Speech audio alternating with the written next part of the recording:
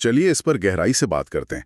हम अक्सर अपने दिल के बारे में सोचते हैं, अपने दिमाग के बारे में सोचते हैं, पर शरीर की उस छिपी हुई सफाई व्यवस्था के बारे में क्या, जो चुपचाप मतलब 24/7 काम करती है? और क्या हो अगर हमारी ये जो मॉडर्न लाइफस्टाइल है वो धीरे धीरे सिस्टम को जैम कर रही हो, जिससे हमें थकान, सूजन और यहाँ तक कि ब्रेन फॉग भी हो रहा है? आज हम बात कर रहे हैं लसिका तंत्र की, यानी लिम्फेटिक सिस्टम। Lymphatic system? हाँ, इसे ना आप शरीर का भूला हुआ हीरो कह सकते हैं, या शायद शरीर का एक sewage treatment plant. Sewage treatment plant, ये तो काफी दिलचस्प है। बिल्कुल। और इसे समझना एक तरह से बेहतर स्वास्थ्य की वो गुप्त चाबी खोजने जैसा है, जिसके बारे में लगभग कोई बात ही नहीं करता, जबकि ये हमारे हर अंग को, हर कोशिका को प्रभावित करता है। तो आज का हमारा मकसद यही है, इस सिस्टम के रहस्यों को एकदम सरल शब्दों में समझना, ये जानना कि हमारी रोज की आदतें इसे कैसे नुकसान पहुंचाती हैं, और सबसे जरूरी, इसे फिर से ठीक से चलाने के लिए हम क्या आसान व्यवहारिक कदम उठा सकते हैं। बिल्कुल। ठीक है, तो चलिए शुरू करते हैं। जब भी हम शरीर के सिस्टम्स की बात करते हैं तो सबसे पहले दिमाग में आता है सर्कुलेटरी सिस्टम। हाँ, रक्त संचार प्रणाली। वही धमनियां, नसें, दिल, ये सब तो हम स्कूल से पढ़ते आ रहे हैं। सही बात है। और इसे समझने के लिए एक बहुत सरल सा उदाहरण लेते हैं। मान लीजिए कि हमारा शरीर एक शहर है। ओके, शरीर एक शहर है। तो जो रक्त संचार प्रणाली है वो एक बहुत ही कुशल डिलीवरी सर्विस की तरह है। वो शहर के हर घर यानी हमारी हर कोशिका तक जरूरी सामान पहुंचाती है, जैसे ऑक्सीजन, पोषक तत्व। बिल्कुल, ये सब। ठीक है, ये तो समझ आता है। डिलीवरी हो गई, सामान पहुंच गया, कोशिकाएं खुश। लेकिन कहानी यही खत्म तो नहीं होती होगी। यहीं पर असली और दिलचस्प मोड़ आता है। ये जो डिलीवरी सर्विस है और शहर के जो घर हैं, मतलब हमारी कोशिकाएं, वो बहुत सारा कचरा भी तो पैदा करती है ना। अच्छा। कोशिकाएं अपने काम के बाद अपशिष्ट पदार्थ, मतलब वेस्ट प्रोडक्ट्स बनाती हैं। अब हमारी जो नसें हैं वो कुछ कचरा उठा तो लेती हैं, लेकिन वो सब कुछ साफ नहीं कर पाती। वो बहुत सारा कचरा और अतिरिक्त तरल पदार्थ पीछे छोड़ देती हैं। एक मिनट, मतलब डिलीवरी सर्विस वाला सिर्फ पैकेट देके चला जाता है और पैकिंग का गत्ता और दूसरा कचरा वहीं पड़ा रह जाता है? बिल्कुल सही पकड़ा आपने।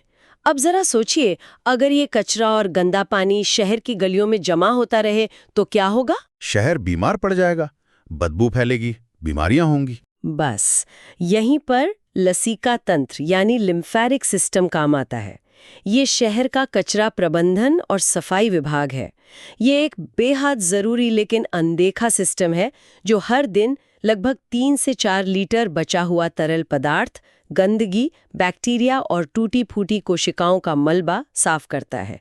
और इसी तरल पदार्थ को लिम्फ कहते हैं। तो जब ये कचरा प्रबंधन विभाग धीमा पड़ जाता है या कहिए हड़ताल पर चला जाता है, तो एक आम इंसान इसे कैसे महसूस करेगा? शरीर में होता क्या है असल में? तब शरीर में, जैसा आपने कहा, एक कचरा हड़ताल हो जाती है।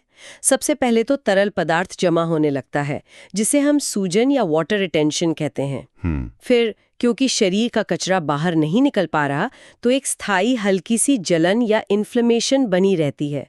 और जब शरीर अंदर से मतलब साफ न हो, तो नतीजा होता है थकान और सुस्ती। और ब्रेन फॉग, आपने उसका भी जिक्र किया था। हाँ, और दिमाग में इसी कचरे के हड़ताल को हम ब्रेन फॉग कहते हैं। मतलब सोचने समझने में मुश्किल होना, ध्यान न लगना, चीजें भूलना, ये सब उसी का नतीजा है। ये तो चौंकाने वाली बात है। इसका मतलब मेरी सुबह की सुस्ती या ध्यान भटकना शायद सिर्फ नींद की कमी नहीं, बल्कि मेरे दिमाग में जमा हुआ कचरा हो सकता है। हो सकता है। पर यहाँ बात और भी दिलचस्प हो जाती है। जैसा हमने कहा, रक्त प्रणाली के पास तो दिल है, एक शक्तिशाली पंप। हाँ, जो पूरे शरीर में खून को धकेलता है। हाँ। इस सफाई वाले सिस्टम के पास क्या है? कुछ भी नहीं। क्या मतलब? सच में कुछ भी नहीं। और यही इस सिस्टम की सबसे बड़ी और कह सकते हैं सबसे अजीब बात है। ये एक निष्क्रिय प्रणाली है। इसका अपना कोई केंद्रीय पंप नहीं है। कोई पंप नहीं? कोई पंप नहीं। इसे हमारे पैरों से तरल पदार्थ को ऊपर की ओर छाती तक ले जाने के लिए हर पल गुरुत्वाकर्षण यानी ग्रेविटी से लड़ना पड़ता है। ये तो बिना मोटर के पानी को नीचे से ऊपर की टंकी में चढ़ाने जैसा हुआ। ये काम कैसे करता है फिर? लिम्फ आखिर चलता कैसे है? इसका चलना हम पर निर्भर करता है। हम खुद इसके पंप हैं। हम पंप हैं? हाँ, हमारी मांसपेशियों का हर संकुचन, मतलब जब हम चलते फिरते हैं और हमारी मांसपेशियां सिकुड़ती हैं, तो वे लसिका वाहिकाओं को एक ट्यूब की तरह निचोड़ती हैं अच्छा, और उसी दबाव से लिम्फ आगे बढ़ता है। तो हर कदम एक पंप की तरह काम करता है। बिल्कुल। और इन वाहिकाओं में, जिन्हें वेसल्स कहते हैं, उनमें एक तरफा वॉल्व होते हैं, छोटे छोटे एक तरफा दरवाजों की तरह। ओके। तो लिम्फ सिर्फ आगे दिल की ओर बढ़ सकता है, वापस नीचे नहीं आ सकता। तो यही कारण है कि ज्यादा देर बैठे रहना इतना नुकसानदेह है। बिल्कुल। कोई हलचल नहीं मतलब कोई पंपिंग नहीं, कोई पंपिंग नहीं मतलब कोई प्रवाह नहीं, सिस्टम ठप। ये सुनकर तो ऐसा लग रहा है कि ये हमारी जो डेस्क जॉब है वो हमें धीरे धीरे अंदर से गंदा कर रही है। ये थोड़ा निराशाजनक है। मतलब घंटों तक कंप्यूटर के सामने बैठे रहना वो हमारे शरीर के सीवेज सिस्टम को जाम कर रहा है। अगर हम इसे बड़ी तस्वीर में देखें तो हाँ, बिल्कुल यही हो रहा है। घंटों तक बैठे रहना इस सिस्टम का सबसे बड़ा दुश्मन है, और इससे वो आम समस्याएं होती हैं जिन्हें लोग कभी अपने लिम्फ सिस्टम से जोड़ते ही नहीं। जैसे सुबह उठने पर चेहरे पर सूजन या आंखों के नीचे थैलियां दिखना। हाँ, ये तो बहुत आम है। लोग सोचते हैं शायद ज्यादा नमक खा लिया या नींद पूरी नहीं हुई। ठीक यही।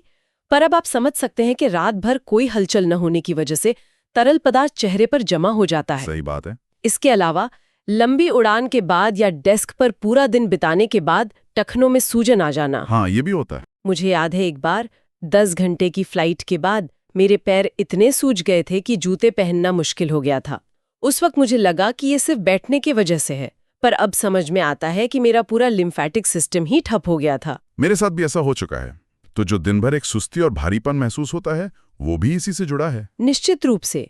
जब शरीर विषाक्त पदार्थों मतलब टॉक्सिन्स से भरा होता है तो ऊर्जा का स्तर गिरना तो स्वाभाविक है।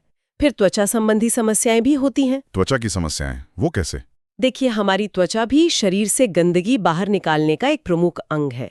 जब लिम्फ सिस्टम जाम हो जाता है तो शरीर त्वचा के जरिए उन टॉक्सिन्स को बाहर निकालने की कोशिश करता है, और इसी वजह से मुहासे, एक्जिमा या सिर्फ बेजान और थकी हुई त्वचा जैसी समस्याएं बढ़ जाती हैं। मतलब ये शरीर का एक संकेत है कि अंदर की नालियां जाम हैं। बिल्कुल। और इम्यूनिटी का क्या? बार बार बीमार पड़ना, इसका भी कोई कनेक्शन है? ये बहुत महत्वपूर्ण कनेक्शन है। लिम्फ नोड्स, जिन्हें हम आम भाषा में गिल्टियां भी कहते हैं, हमारी इम्यूनिटी के कमांड सेंटर हैं। अच्छा। जब लिम्फ इन नोड से होकर गुजरता है तो वहां मौजूद इम्यून सेल्स बैक्टीरिया और वायरस को पहचानकर नष्ट कर देती हैं। अगर लिम्फ का प्रवाह ही धीमा है तो ये निगरानी प्रणाली भी धीमी हो जाती है। मतलब गश्ती पुलिस धीमी हो गई है। हाँ, कह सकते हैं। तो शरीर इन्फेक्शन से ठीक से नहीं लड़ पाता और हम ज्यादा बार बीमार पड़ते हैं। ये तो एक पूरी पहेली के टुकड़ों को जोड़ने जैसा है। थकान, सूजन, त्वचा की समस्याएं, कमजोर इम्यूनिटी, ये सब अलग अलग नहीं बल्कि एक ही मूल समस्या के लक्षण हो सकते हैं, एक सुस्त लिम्फेटिक सिस्टम। सही। लेकिन अच्छी बात यह है कि अगर हम ही समस्या हैं तो हम ही समाधान भी हो सकते हैं। तो चलिए इस ट्रैफिक जैम को हटाने के तरीकों पर बात करते हैं। बिल्कुल। और ये उतना मुश्किल नहीं है जितना लगता है। सवाल यह है कि हम इस सिस्टम के लिए पंप कैसे बने। हाँ, कैसे बने? सबसे पहला, सबसे आसान और सबसे शक्तिशाली तरीका है चलना फिरना, मूवमेंट। साधारण चलना भी अविश्वसनीय रूप से प्रभावी है। रोज के 7000 कदम चलना एक बेहतरीन शुरुआत है। लेकिन सिर्फ चलना ही क्यों? क्या बस खड़े रहने से काम नहीं चलेगा? ये एक बहुत अच्छा सवाल है। सिर्फ खड़े रहने से उतना फायदा नहीं होता। असली जादू तब होता है जब आप चलते हैं। वो कैसे? जब आप अपनी एड़ी से पैर जमीन पर रखते हैं और पंजों से धक्का देते हैं तो आपकी पिंडली की मांसपेशियां, जिन्हें काफ मसल्स कहते हैं, वो एक दूसरे दिल की तरह काम करती हैं। दूसरा दिल? हाँ, वे जोर से सिकुड़ती हैं और लिम्फ को गुरुत्वाकर्षण के विरुद्ध ऊपर की ओर पंप करती हैं। हर कदम आपके निचले शरीर के लिए एक पावरफुल पंपिंग एक्शन है। अच्छा, तो यही कारण है कि ट्रैम्पोलिन पर कूदने जैसी अजीब लगने वाली चीजें इतनी अच्छी तरह से काम करते हैं। सच कहूं तो ये थोड़ा बचकाना सा लगता है। हाँ, लगता है, पर इसके पीछे ठोस विज्ञान है। इस क्रिया को रिबाउंडिंग कहते हैं। रिबाउंडिंग? हाँ, जब आप ऊपर उछलते हैं तो एक पल के लिए भारहीनता की स्थिति आती है और शरीर में सारे वॉल्व खुल जाते हैं, और जब आप नीचे आते हैं तो जी फोर्स की वजह से ये सारे वॉल्व एक साथ बंद हो जाते हैं। ये ऊपर नीचे की गति, ये रिदम एक तरफा वॉल्व के लिए एक असाधारण रूप से शक्तिशाली पंप का काम करती है। वाह, मतलब कुछ मिनट की रिबाउंडिंग भी बहुत असरदार हो सकती है। बहुत ज्यादा। ये पूरे शरीर के लिम्फेटिक सिस्टम को एक साथ सक्रिय कर देती है।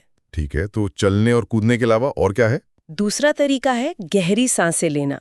और मैं सामान्य सांसों की बात नहीं कर रही, बल्कि डायाफ्रामेटिक या पेट से सांस लेना। पेट से सांस लेना? हाँ, ये एक गुप्त हथियार है। हम में से ज्यादातर लोग बहुत उथली, मतलब सिर्फ छाती से सांसें लेते हैं। सही बात है।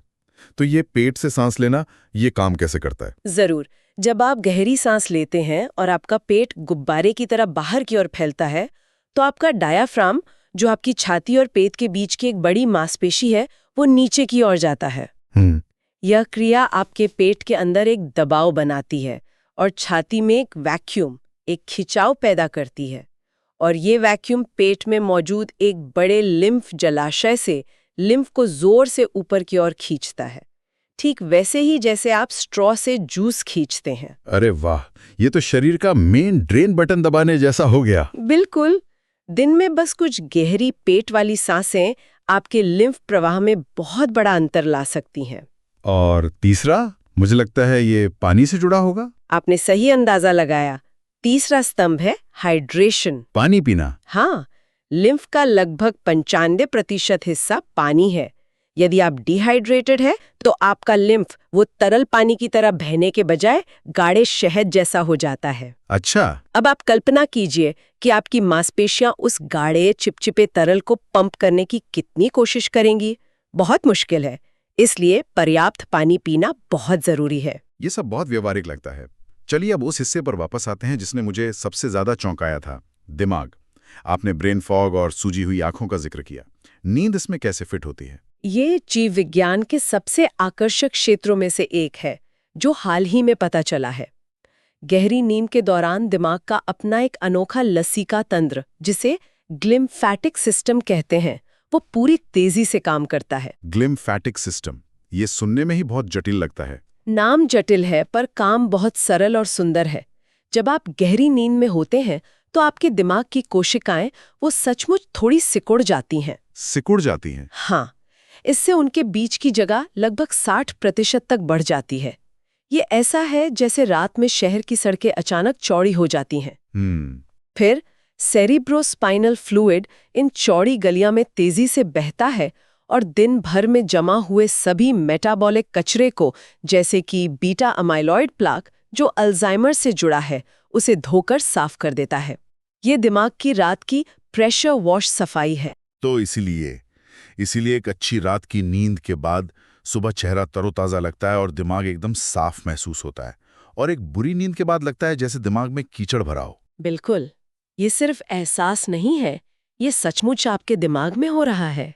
और क्या सोने की कोई खास पोजीशन है जो इसमें मदद करती हो? हाँ, है। शोध से पता चलता है कि इस दिमागी धुलाई के लिए सबसे प्रभावी स्थिति अपनी करवट पर सोना है। करवट पर सोना? हाँ, चाहे दाईं ओर सोएं या बाईं ओर।